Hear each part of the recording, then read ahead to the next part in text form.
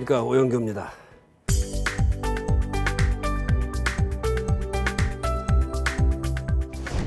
지난 시간에는 혁신의 실행에 있어서 혁신의 현장에서 이루어지고 있는 실행 중에서 우리가 현재 무수히 이루어지고 있는 낭비적인 요소들, 낭비 홍수 속에 있는 일하는 방식들의 내용들을 예를 들면서 그걸 낭비 요인을 제거하기 위한 방안들을 함께 논의한 바가 있습니다.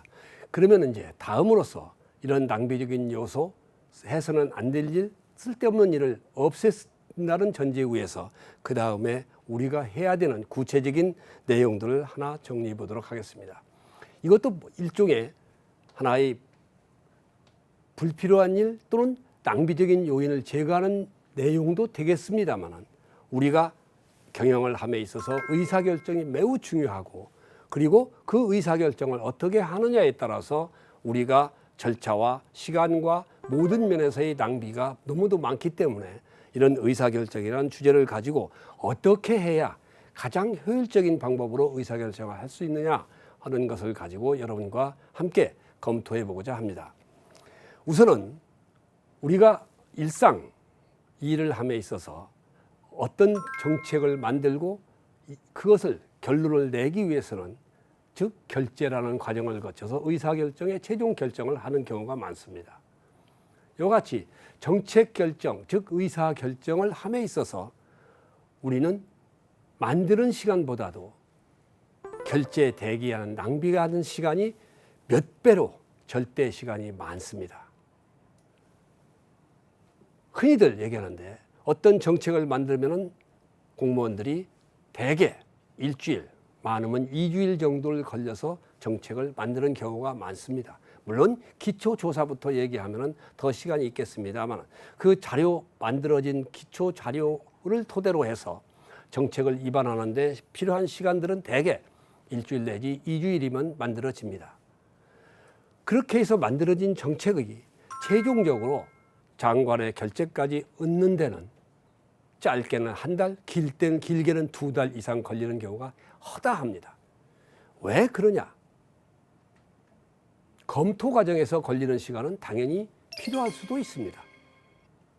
그러나 그 검토보다도 위에 실장, 차관, 장관을 하나하나 계단별로, 계층별로 올라가면서 결재하기 위해서 대기하는 시간이 결재하는 시간의 수십 배가 걸립니다. 결재하는데 30분 정도 걸린다고 그러면은 결재 대기 시간은 며칠이 걸립니다. 그게 현실입니다. 특히 차관과 장관이 한 사람씩 있을 경우에는 반드시 차관을 거쳐야 장관까지 올라갈 수 있기 때문에 또 자기의 실장을 거쳐야 올라가는데 차관은 모든 구성원이 차관을 통해서 병목견상으로 올라갑니다. 그러다 보니까 차관은 일에 쫓기고 검토할 시간도 사실은 많지 않습니다. 그래 기다릴 수밖에 없습니다. 그거 하고 나면 장관은 대외 행사와 회의와 시간에 쫓기는 대회에서 쫓기는 시간이 사무실에 있는 시간의 수십 배입니다. 그러다 보니까 장관의 결재 대기는 엄청나게 길어집니다. 그게 낭비입니다.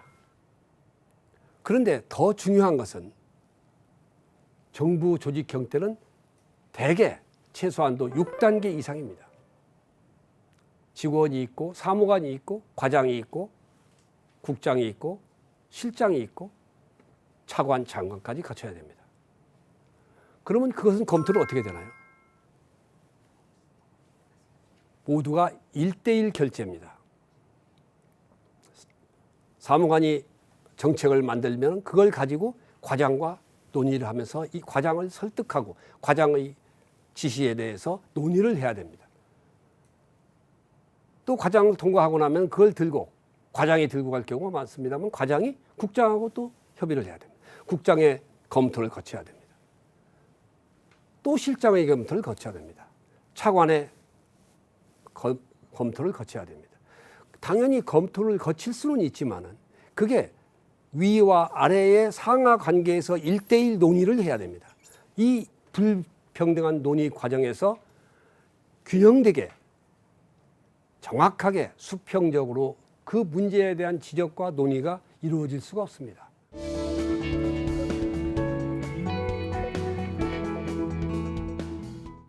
위에서 지적하는 내용을 계속 답변하다 보면은 저항적 요소로 받아들일 수가 있고, 그러다 보면은 속된 말로 터지는 경우가 많습니다.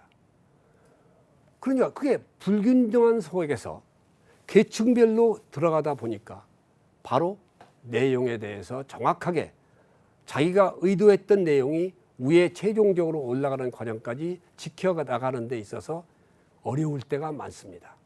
위의 지시에 대해서 논의하다가 정하면 그대로 자기의 마음에 덜 들지만은 수정을 할 경우가 많이 있습니다.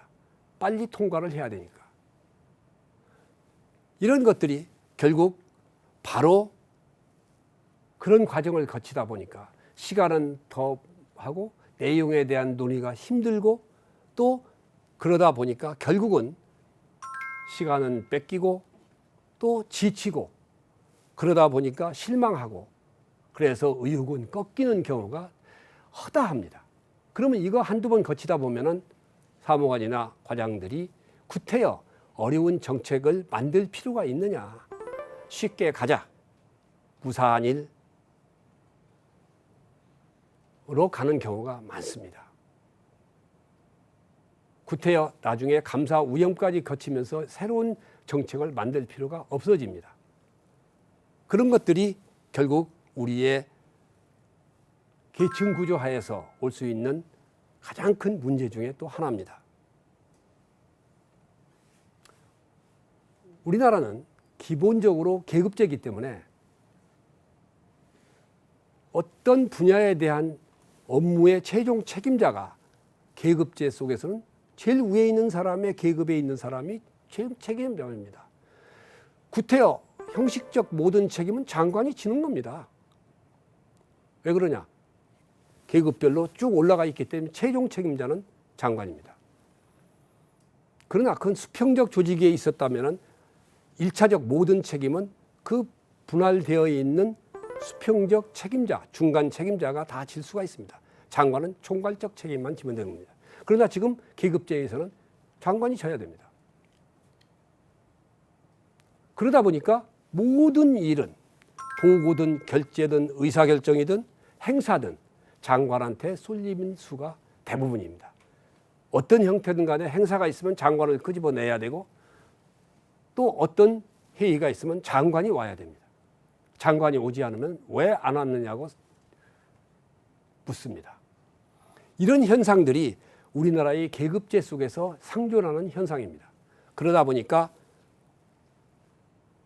만드는 시간보다도 그것을 결제를 위해서 결제 대기하는 시간이 훨씬 더 많다.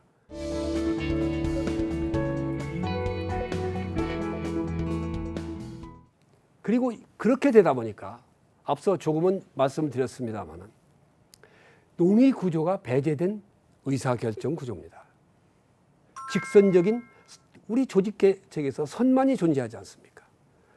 그러니까 직선적인 선 속에서 1대1 결제 돌파를 해야 되기 때문에 바로 수평적인 관계에서 문제를 정난하게 공개하고 허심탄회하게 논의하고 문제에 대한 대안을 논의하는 과정이 쉽지가 않습니다. 계급의 존재하에서 말을 계속적으로 저항을 하면서 말하기가 공무원사에서 그리 쉽지가 않습니다.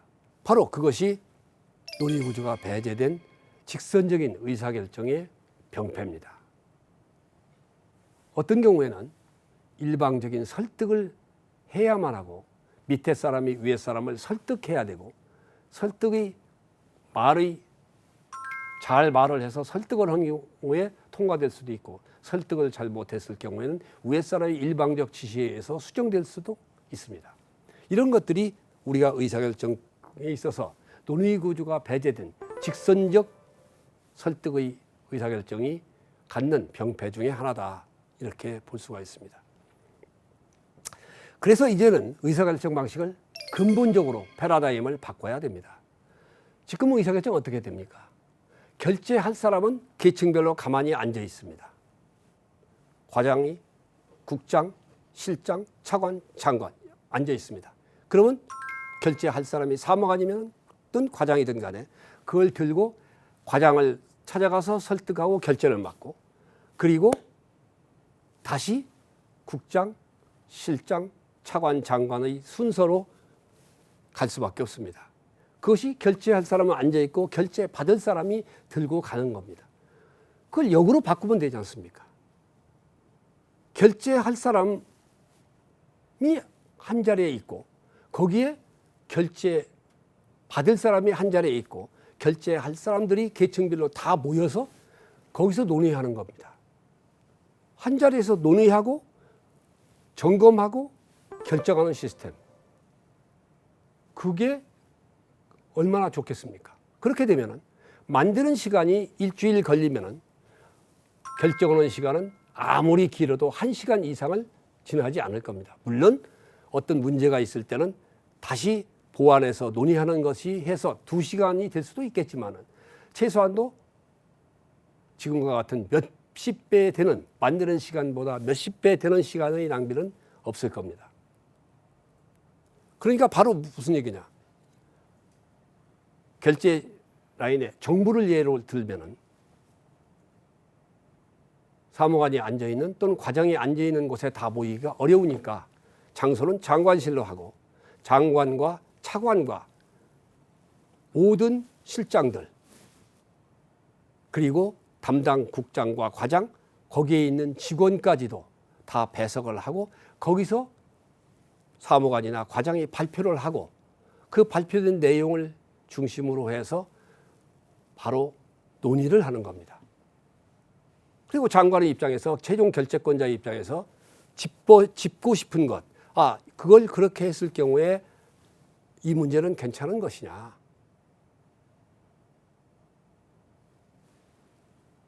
또 예를 들어서 자동차에 대한 요즘에 환경 자동차 같은 걸 만드는데 그렇게 했을 경우에 환경 파트의 담당 국장한테 그건 문제가 없겠느냐. 또는 그렇게 했을 경우에 가격의 입장은 어떤 것이냐 하는 것을 자기가 점검하고 싶은 분을 동시에 점검할 수가 있습니다. 왜냐하면 관계국 실장들이 다 참석했으니까. 그렇게 되면 거기에서 자기의 장관의 입장에서 궁금한 사항을 현장에서 다 점검을 하고 거기서 발표된 내용을 가지고 논의를 하고 거기서 최종 결정을 하면 되는 겁니다. 결정을 하기에 미흡한 부분이 있으면 그 부분만 더 확인하면 됩니다. 그렇게 되면은 아무리 길어도 1시간 정도의 회의를 하면은 다 대부분 결정이 날 수 있습니다. 그렇게 되면 거기서 그 결정으로 끝나고 최종 결재권자인 장관의 결재만 하면은 그 사안은 결재가 나는 걸로 될 수 있습니다. 그래서 바로 이렇게 되면은 지금과 같은 만든 사람이 계층별로 쫓아다니면서 설득을 하고 결제를 하고 기다리고 결제하고 하는 것보다는 이제 모든 사람이 한 자리에 모여서 할 수가 있는 겁니다. 그러면 바로 결정이 될 수 있다. 저는 지금까지 기관을 맡아서 일을 하면서 정책조정회의라는 이름을 만들었습니다. 정책조정회의는 그 기관장과 간부들이 다 참석하고 그 해당 파트의 팀장과 팀원이 다 참석합니다. 그러면 팀원이나 팀장이 그 내용에 대해서 발표를 하고 논의를 하고 결정을 하고 그러면 바로 그 결과에 대해서 회의록 작성하고 나서 그 결과를 올리면은 바로 최종 결재권자인 기관장인 제가 사인을 하면 그 정책은 결정이 되는 겁니다. 그리고 바로 실행에 들어가는 겁니다. 그러니 얼마나 좋습니까? 그러면 나머지 그 직원들은 바로 쉽게 다른 일로 경계를 하고 실을 갈 수가 있고 거기에 참석한 배석한 직원들은 왜 저 결정이 났으며 왜 그것은 안 났는지를 정확하게 그 프로세스를 알 수가 있습니다. 그러니까 거기에서 쓸데없는 오해가 나오질 않습니다. 그 얘기는 정책에 대한 정확한 정보가 공개가 되고 서로 이해를 할 수 있다. 그리고 오해가 없는 투명한 업무 처리가 될 수 있다 하는 점으로 해서 바로 의사결정에 있어서는 바로 원샷 의사결정이라는, 즉 우리가 흔히 얘기하는 한 번에 쏴서 같이 동시에 이루어질 수 있는 의사결정을 하자 하는 것으로 해서 의사결정 체계를 이렇게 하나의 안을 제시를 했고, 저는 모든 기관을 맡았을 때 항상 저 절차에 의해서 의사결정을 했습니다.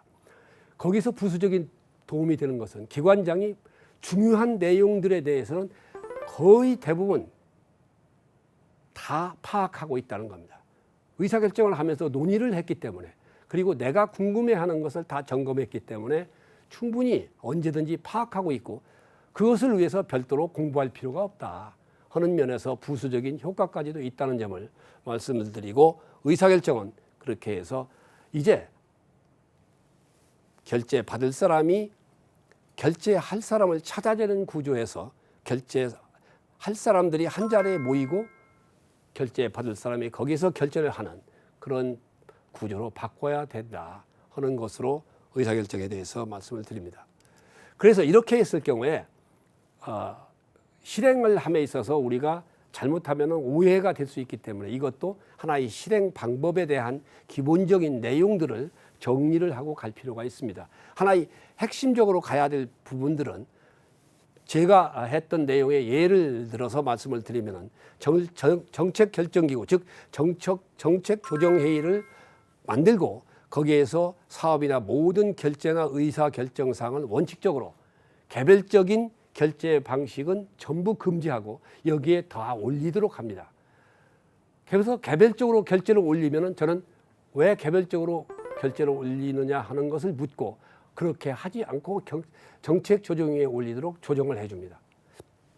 그러면 결제받을 사람이 결제할 사람을 찾아내는 그런 계층 결제가 아니라 이제는 모두 한 자리에 모이고 거기 와서 설명을 하게 됩니다. 운영 방식은 팀 또는 실 단위에서 논의되거나 작성된 안은 그 내부에서 계층 구조를 통해서 사전 검토를 하지 못하게 하는 것이 좋습니다. 그래야 실제 밑에서 만드는 안을 정확하게 올려놓고 그 안을 가지고 충분히 논의가 가능합니다. 위에 사전에 사무관이 만드는 내용을 국장이 검토하고 실장이 검토하게 되면 사무관이 생각했던 아이디어가 수정될 수밖에 없습니다.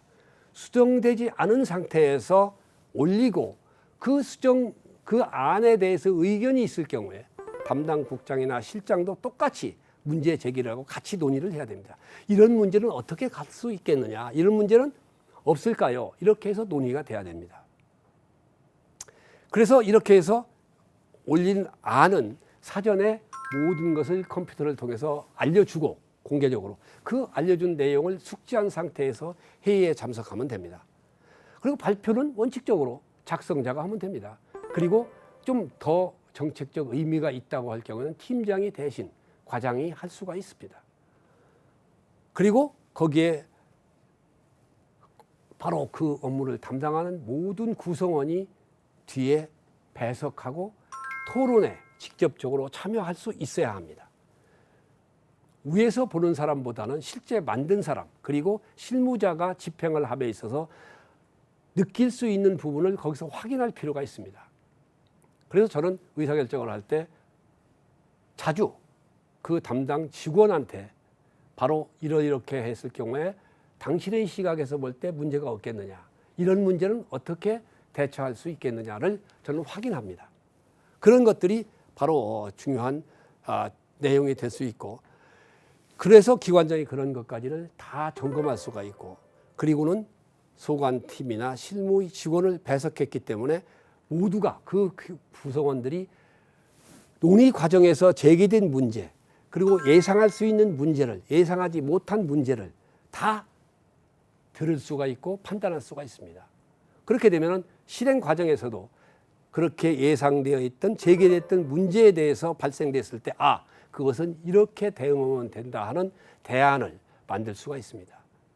그래서 그것이 바로 의사결정에 있어서 이렇게 합의제, 즉 원샷 의사결정 방식으로 바꿨을 경우에 모든 업무의 처리 과정에 대해서 바로 논의를 통해서 최적의 사전에 예상할 수 있는 문제를 점검하면서 최적의 결과를 만들 수 있고, 또 최적의 결과를 만들으니까 모든 사람이 똑같이 인식하고 있기 때문에, 오해가 없기 때문에 바로 실행에 있어서 문제가 발생되지 않는다. 그런 차원에서 우리가 의사결정은 바로 혁신의 현장에 있어서 가장 중요한 의사결정을 그렇게 바꿔가는 것이 가장 중요한 수단 중에 하나다 하는 점을 말씀을 드립니다.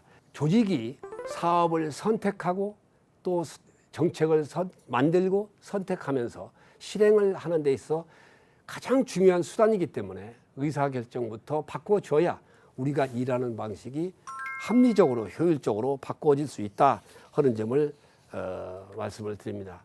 그래서 오늘은 여기 의사결정, 즉 혁신의 현장, 즉 혁신의 실행에 있어서 가장 중요한 정책결정과 사업결정을 포함한 의사결정을 하는 데 있어서 중요한 낭비 요인을 제거하고 가장 효율적인 그리고 가장 합리적인 정책 방안을 결정하는 데 있어서 필요한 방안들을 예시를 통해서 설명드리면서 말씀을 드렸습니다. 오늘은 여기까지 하고 마치겠습니다.